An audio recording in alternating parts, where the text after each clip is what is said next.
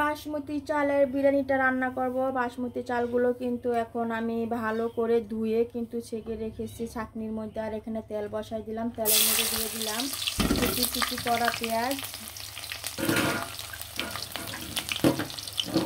কুচি কুচি করা পেঁয়াজ দিয়ে দিলাম, দিয়ে কিন্তু ভালোভাবে নাড়াচাড়া দিয়ে দিব।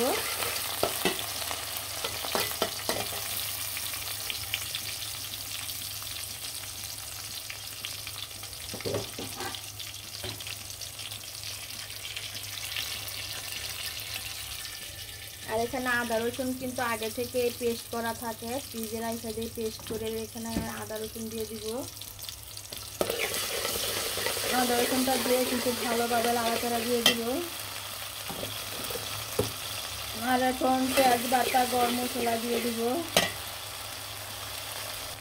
এখানে পেঁয়াজ বাটা দিয়ে দিলাম, দিয়ে ভালো করে নাড়াচাড়া দিয়ে দিলাম। মশলা যদি ভালো করে কষানো হয়ে যাবে আর পরিমাণ মতো আজকে অন্যভাবে রান্না করব, পরিমাণ মতো পানি দিয়ে দিব।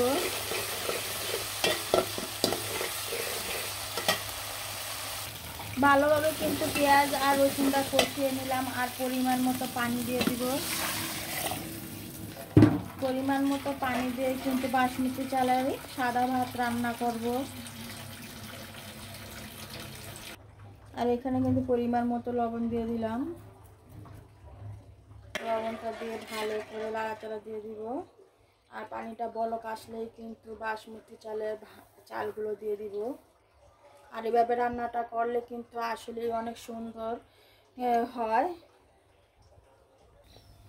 পানির বলক চলে আসছে আর এখন বাসমতি চালগুলো দিয়ে দিব। অনেক মেয়েরাই কিন্তু শ্বশুর বাড়িতে এসে অনেক শ্বশুর শাশুড়ির অত্যাচার সহ্য করে নেয়, এই কারণে শ্বশুর শাশুড়ির বাড়িতে কিন্তু শ্বশুর শাশুড়িরা পরের মেয়েদেরকে অন্য চোখে দেখে, নিজের মেয়ের মতো দেখে না। তারা মনে করে পরের বাড়ির মেয়েই তো, তাদেরকে দুঃখ কষ্ট দিলে কি আর হবে। তারা ভাবে না নিজের মেয়েটা যেমন অন্য বাড়ির মেয়েটাও এরকম চিন্তা ভাবনা করে কাজ করে না। নিজের মেয়েটাকে অনেক ভালোবাসে, অনেক আদর করে। স্বামী নিজের মেয়ের স্বামীকে বলে, বাবা আমার মেয়েটাকে সুখে রাখো, ভালো রাখো, কোনোদিন কষ্ট দিও না। আর পরের বাড়ির মেয়েটা যখন নিজের বাড়িতে আসে তখন ওই পরের বাড়ির মেয়েটার কিন্তু কোনো দামই থাকে না শাশুড়ির কাছে, শ্বশুর বাড়ির মানুষের কাছে। এটাই কিন্তু বাস্তব। নিজের মেয়েটার ভালা 16 আনা আর পরের মেয়েটার ভালা একা আনাও না। এটাই কিন্তু কিছু কিছু শ্বশুর বাড়ির মানুষের নিয়ম।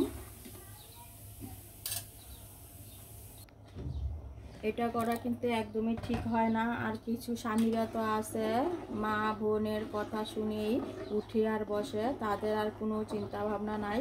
পরের বাড়ির মেয়েটা যে তার দিকে তাকিয়ে এসেছে বাবা মা ছেড়ে, তার আর এ খেয়াল নাই। তার বোনেরা আর মারা যা বলে তাই শোনে। আর পরের বাড়ির মেয়েটাকে দুঃখ কষ্ট দেখতে যেন না শুনেই মানে চলে, মানে কোনো কিছু শুনতেই পায় না, কোনো কিছু দেখতেই পায় না, এমন ভাব নিয়ে চলে। মেয়েদের কিন্তু কোথাও যাওয়ার জায়গা থাকে না। বাবার বাড়িতে যদি যায় তাহলে বলে স্বামীর সাথে শ্বশুর শাশুড়ির সাথে তো একটু মানিয়ে নিতে পারস, আর বুড়া বয়সে আমার বাড়িতে আইসা আমাকে আর ঝামেলা বাড়াইস না, যা শ্বশুর বাড়িতে যা। সেই কষ্ট বুকে নিয়ে আবার চলে যেতে হয় স্বামীর সংসারে, শ্বশুর বাড়িতে, শ্বশুর বাড়ির লোকের কথা শোনার জন্য। কি আর করবে, অনেক ফ্যামিলিতে কিন্তু মেয়েরা শ্বশুর বাড়ি থেকে চলে গেলে অন্য চোখে দেখে।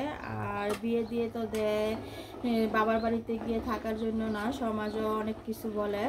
সমাজের ভয়ে, লোকলজ্জার ভয়ে কিন্তু অনেক মেয়েরা মুখ লুকিয়ে কষ্ট নীরবে সহ্য করে কিন্তু শ্বশুর বাড়িতে পড়ে আছে। না পাচ্ছে শ্বশুর শাশুড়ির ভালো ব্যবহার, না পাচ্ছে স্বামীর ভালোবাসা। এটাই কিন্তু নিয়ম, এটাই কিন্তু বাস্তব। অনেক মেয়েরা কষ্ট লুকিয়ে রেখেও কিন্তু স্বামীর কাছেই পড়ে আছে, স্বামীর কাছে কোনো মর্যাদা পায় না, স্বামীর কাছে কোনো দাম পায় না। আসলে কিন্তু কথাটা দিতে হলো মিঠা, সত্য বাস্তব। এমন ফ্যামিলিও আছে সারাটা জীবন পড়ে থাকে শুধু সন্তানের মুখের দিকে তাকিয়ে, শ্বশুর শাশুড়ির অত্যাচার মেনে নিয়ে, কষ্ট বুকে চাপা দিয়ে, স্বামীর অত্যাচার বুকে চাপা দিয়ে শ্বশুর বাড়িতে শুধু পড়ে থাকে। যাবেই কোথায়, মেয়েদের যাওয়ার জায়গায় কোথায় যাবে। মেয়েরা যাওয়ার জায়গা নেই, বাবার বাড়িতে গেলেও বলে বুড়ো বয়সে তোর ঝামেলা আমি কিভাবে নিব, আর লোকে কি বলবে। আর শ্বশুর বাড়িতে তো মাশাআল্লাহ যদি খারাপ পড়ে তাহলে কোনো কথাই নাই। আর ভালো একটি হাজব্যান্ড, দায়িত্ববান একটু হাজব্যান্ড যদি এই ভাগ্য ভালো হলে পরে, তাহলে যদি শ্বশুরবাড়িতে একটু সুখ পাওয়া যায়, শান্তি পাওয়া যায়, তা না হলে তো একদমই শেষ। শ্বশুরবাড়ির সুখ কী জিনিস অনেক মেয়েরা বুঝেই না। এমন করতে করতে সারাটা জীবন কাটিয়ে দেয়, এক সময় তো শেষ নিঃশ্বাসটা কী করে করতে হয়। শেষ নিঃশ্বাসের আগ পর্যন্ত এরকম জ্বালা যন্ত্রণা, বুকে কষ্ট চাপা দিয়ে চলতে হয়।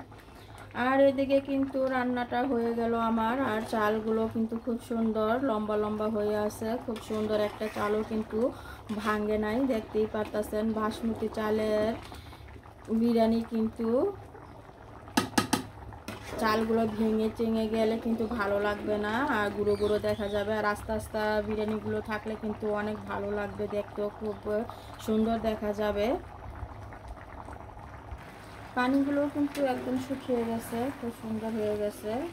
আর চালগুলো কিন্তু আস্তে আস্তে হয়ে গেছে, খুবই সুন্দর অসাধারণ হয়েছে বাসমতি চালের ভাত, পোলাও ভাত। কাচ্চি না খেয়ে এভাবে সাদা ভাত খাসির মাংস বা গরুর মাংসের সাথে খাবেন, আসলে অনেক মজাদার। ভাতগুলো কিন্তু খুবই মজার, খুবই টেস্টি হয় এরকম করে রান্না করে খেলে। খুব সুন্দরভাবে কিন্তু বাসমতি চালের পোলাও ভাতটা সুন্দরভাবে ফলা ফলা হয়ে গেছে, একদম সুন্দরভাবে ঝরঝরা। দেখতেই পারতেছেন কত সুন্দর ঝরঝরা হয়েছে। পোলাও ভাতগুলো কিন্তু অনেক সুন্দর হয়ে গেছে। বাসমতি চালের পোলাও ভাত, আর একটা চালও কিন্তু ভাতও কিন্তু ভাঙে নাই।